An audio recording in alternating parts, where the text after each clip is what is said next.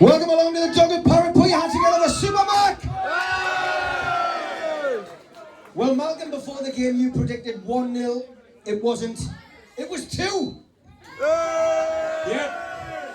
Should have been more. I suppose you're expecting an apology. Well,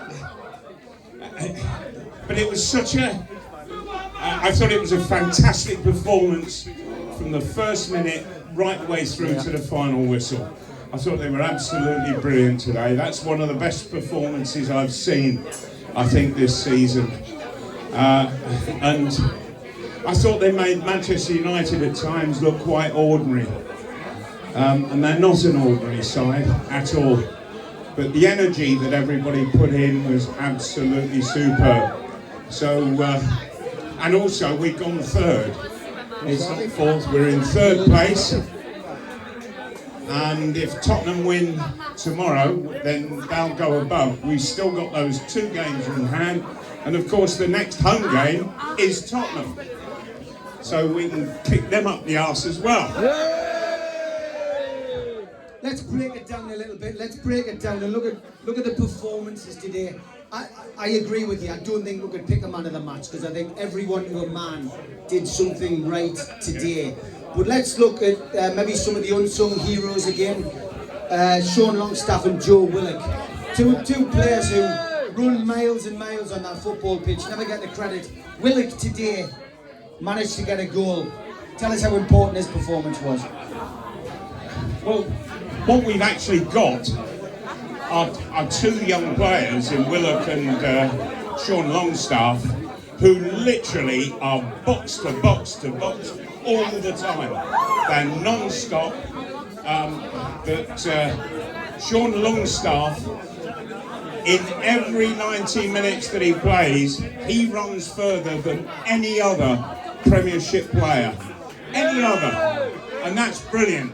And Joe Willock won't be far behind him, I can assure you. And so, but the beauty about Willock is he will get into the area, get into the 6-yard box, and will score goals. And he did today. And once he knocked it into the net, you could sense that there was a complete turning point, that the game was well and truly under the control of Newcastle. And I thought that having gone 1-0 up, we just looked better and better and better. And Man United sort of started to slip down the old slippery. Yeah, well done to every one of the players, and I think you're absolutely right that how do you pick one man out from such a performance? They were all absolute stars. I'm gonna talk about ASM, Alison Maximin. You always have a little bit to say about him. I'm gonna say something today. He got an assist, Malcolm. Finally. Yes. Yes, he did play well. He's got the ability, for heaven's sake. He could do so much more, but he's so he gets so involved with disappearing up his own backside that he doesn't see what's going on around him that much. But when you're attacking players with the pace and skill that he's got, you just need to suddenly switch to one side by about a foot and immediately hit it, and you'll get a shot on target. But he always wants that extra touch. Hey, you want to listen to him? He looks like him. He looks like him. He looks like me.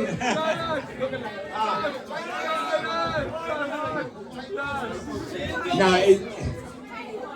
he hasn't got a good choice like this man here who supports Newcastle. Just want to talk a little bit about Alexander Isak today, his performance again. What was your thoughts on that? I like him a lot, I really do. But I will still say that he's not totally happy playing with his back to goal.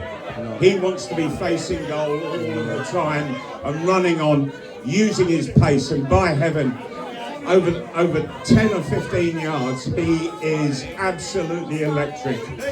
And so, sorry.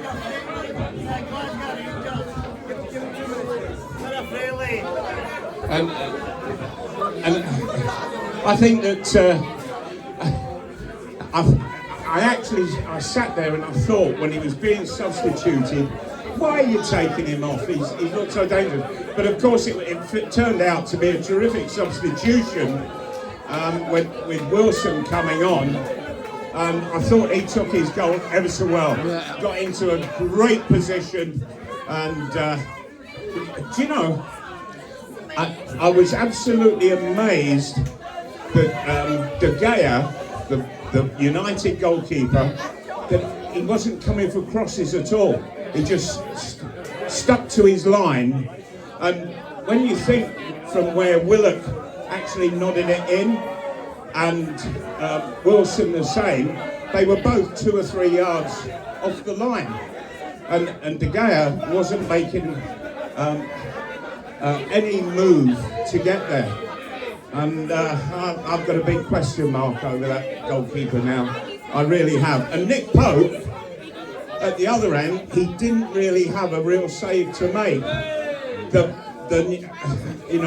I said I wanted to see the Newcastle back line. I said it before the game. I wanted to see them getting back to their best, and by heavens they were today. They really were absolutely fantastic. And the midfield, superb, and up front, they were great. So all round, it was one of the best performances I have seen for a very, very long time. Very long time.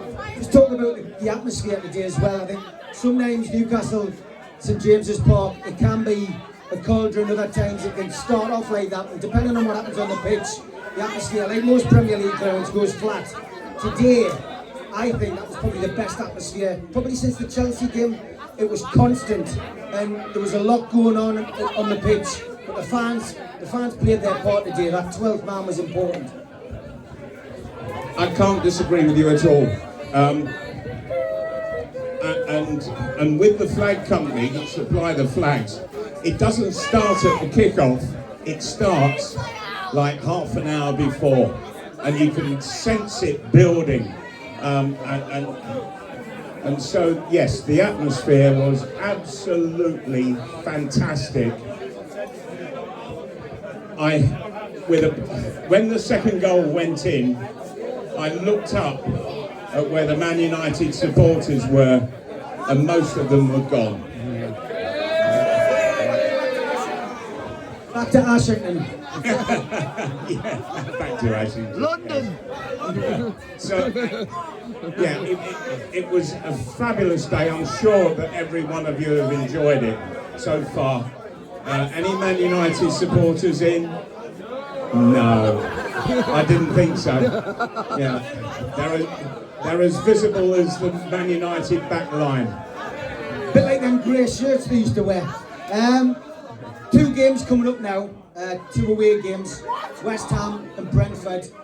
Newcastle really do need to go to both of those games and get 3 points out of both of them, don't they? Come back to St James's Park with 6 points for that Spurs game.